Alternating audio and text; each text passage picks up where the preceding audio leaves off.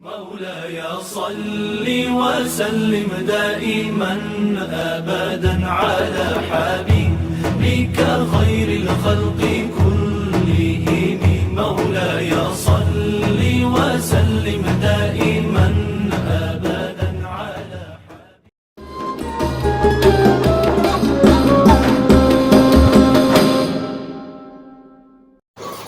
Assalamualaikum warahmatullahi wabarakatuh.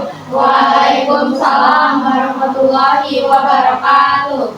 Innal hamdalillah nahmaduhu wa nasta'inuhu wa nastaghfiruh wa na'udzu billahi min shururi anfusina wa min sayyiati a'malina. May yahdihillahu fala mudilla lahu wa may yudlilhu fala hadiya lahu. Asyhadu an la ilaha illallah wa asyhadu anna Muhammadar Rasulullah la nabiyya ba'da. Yang saya hormati Bapak Heri Nurseha selaku guru PAI SMA Negeri 15 Depok, serta yang saya banggakan teman-teman seperjuangan dari SMA Negeri 15 Depok.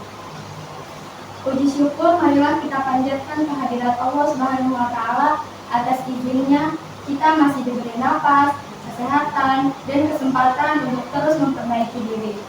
Salawat serta salam semoga senantiasa tercurah kepada baginda Nabi Muhammad SAW serta keluarga dan para sahabatnya yang telah membawa cahaya Islam hingga sampai kepada kita hari ini. Teman-teman sekalian, kenapa kita bertanya-tanya? Kenapa Allah mengulang satu ayat yang sama sampai 31 kali? Maka pada kesempatan kali ini saya akan membawakan judul sebuah ceramah dengan judul Hakikat Syukur dalam Surah Ar-Rahman. Judul ini saya pilih karena seringkali kita, termasuk saya sendiri, membaca Al-Quran cuma mengejar target khatam atau sekedar baca. Tapi kita melewati ayat-ayatnya tanpa sempat merenungi.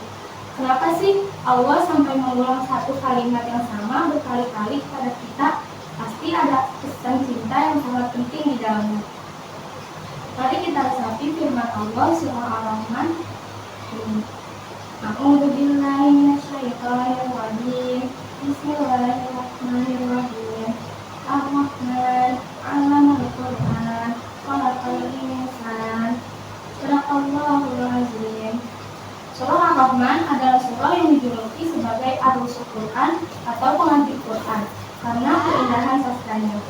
Namun di balik itu semua, di balik keindahan itu, ada satu kalimat yang terus mengulang dan memperdalam keimanan hati kita. Kalimat itu diulang sebanyak 3 kali. Fabi ayyi ala'i rabbikuma tukadziban. Maka nikmat Tuhanmu yang manakah yang kamu dustakan?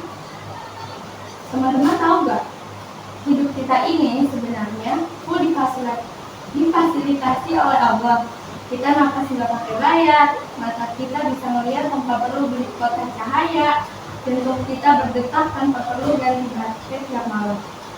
Kalau semua itu harus kita bayar ke uang jajan kita, kira-kira sanggup gak? Enggak. Mungkin gak sanggup kan? Enggak. Tapi anehnya, meskipun kita sudah difasilitasi gratis sesempurna itu, kita masih sering mengeluh kayak, aduh, kok HP gue lemot banget sih? Atau, aduh, kapan sih gue beli motor baru? Disitulah ayat Fabi ayyi ala'i rabbikuma tukadziban ini hadir untuk menampar hati kita semua. Seringkali kita baru merasa sehat itu nikmat setelah kita jatuh sakit. Seringkali kita baru merasa berapa sih nikmat setelah dada terasa sesak. Dalam ilmu balaghah, pengulangan 31 kali ini adalah taukid atau penguat. Allah menyebutkan nikmat satu persatu, matahari, bulan, laut, hingga tumbuhan. Dan di setiap akhir nikmat, Allah bertanya, masih mau mendustakan nikmat yang ini juga? Ini adalah sindiran cinta agar kita malu untuk terus mengeluh di atas hamparan fasilitas yang sudah Allah berikan. Hadirin yang dirahmati Allah, banyak orang merasa depresi bukan karena kurang harta, tapi karena kurang bersyukur. Mereka terlalu fokus pada satu hal yang hilang sampai lupa pada 99 hal yang masih mereka miliki. sedikit. Karena janji Allah sudah sangat jelas dalam surah Ibrahim ayat 7. Bismillahirrahmanirrahim. La in syakartum la'azidannakum wa la in kafartum inna 'adzabi lasyadid. Sesungguhnya jika kamu bersyukur, niscaya aku akan menambah nikmat kepadamu. Tetapi jika kamu mengingkari nikmatku, maka pasti azabku sangat berat. Ayat dari surah Ibrahim tadi berkata, La in syakartum la'azidannakum. Janji Allah itu pasti. Menambah nikmat itu bentuknya bukan cuma soal uang jajan yang bertambah, tapi bisa jadi bentuknya adalah hati yang tenang, badan yang jarang sakit, atau dijauhkan dari masalah yang sulit. Lalu, inna azabi lasyadid. Sikap Allah itu pedih. Siksa Allah itu pedih. Lalu, salah satu siksa yang paling ngeri di dunia ini adalah ketika Allah mencabut rasa syukur dari hati kita. Sehingga, baik apapun harta kita akan selalu merasa kurang dan menderita. Hadirin yang dirahmati Allah, sebelum saya tutup, mari kita membawa pulang satu kesimpulan sederhana buat jadi bekal kita di sekolah maupun di rumah. Ternyata bahagia itu simpel, kuncinya cuma ada di syukur. Jadi mulai hari ini kita coba bareng-bareng 3 hal ini. Pertama, kita belajar lebih peka sama fasilitas dari Allah. Setiap kali kita bisa dari mata surga atau bisa ketemu bareng teman, langsung bilang dalam hati, Alhamdulillah, ini hadiah dari Allah. Alhamdulillah. Yang kedua, kita pakai apa yang kita punya buat hal positif. Allah udah kasih kesehatan dan kesempatan sekolah, masa mau kita pakai buat hal yang sia-sia? Nggak mau.